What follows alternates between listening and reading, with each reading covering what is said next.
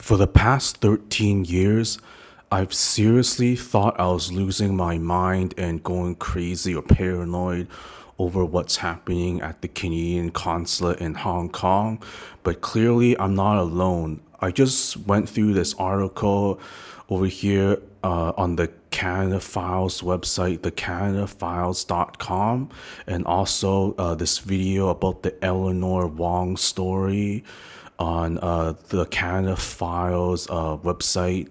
YouTube channel and website. So the links are below. The YouTube link for the Canada Files and also the standalone website for the Canada Files. So basically, this old woman, senior citizen, she's Canadian citizen from Quebec. She's French, looks French, but she speaks good English to be it's Canada. So basically, she's having nothing but trouble with the Canadian consulate in Hong Kong and getting her passport renewal. They're giving her a hard time for whatever reason. So this Eleanor Wong, she's a white French Canadian, Quebecois. She's French, but she married a Chinese guy from Hong Kong. Last name's Wong, and this guy's a local guy, and she has Hong Kong. She could get Hong Kong residence or whatever anytime. Uh, so I don't understand what's happening with the Canadian consulate in Hong Kong. Why are they giving Canadian citizens such a hard time? And it's probably related to what she observed when she's living in Hong Kong, related to the 2019 civil unrest. And but for the last 13 years, I had similar experiences, unusual behavior from from consulate staff at the Canadian consulate in Hong Kong.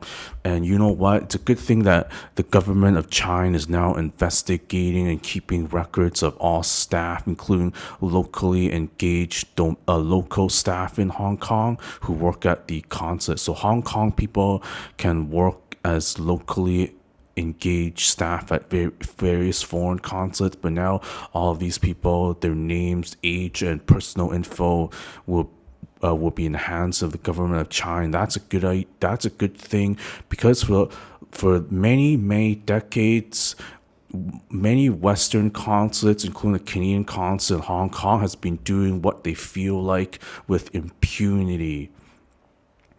I'll give you a personal example that I observed back in 2013 when I was in Hong Kong, Canadian Consulate in Hong Kong. So in the visa section, the visa floors, three different floors of the Canadian Consulate back then. One of them was for passport renewal for Canadian citizens. The other one was for like visas and permanent residence applications. So it's not a big place. So even though someone's in a separate room, you could still hear what's going on. So when I was waiting over there in the waiting seating area, there was this mainland woman around like 25 to 30 years old doing her interview for her permanent residence application, spousal sponsorship. So her husband was Chinese Canadian, and they were both there. So her husband was Chinese Canadian like me, and the woman was a Chinese citizen from mainland China. So, and the other woman who was interviewing her, she worked at Canadian consulate, but she's from Hong Kong or whatever, or born in Hong Kong, went to Canada and went back to Hong Kong. But so the consulate staff was super rude and aggressive. And at the end of the interview, that mainland Chinese applicant, she left the interviewing room in sobs and crying, like her feelings were hurt because they were, and it was like psychological torture what the consulate staff were doing to this woman who was applying for permanent residence of Canada status through spousal sponsorship. And and so that's my personal observation from close to 10 years ago. And so the Canada Files articles down here, as previously mentioned, but I also want to point out, so Eleanor Wong over here, she was threatened with denial of service because she didn't refuse to and didn't show a Hong Kong identity card why? So her thinking was, why do people need a Hong Kong identity card to get a passport, Canadian passport for Canadian citizens? Two different things. And that's the problem that I observed too. I was basically threatened with no consular services and no Canadian passport services if I don't show that I'm a Hong Kong resident by showing a Hong Kong identity card or valid residence or whatever. And I think this is just wrong.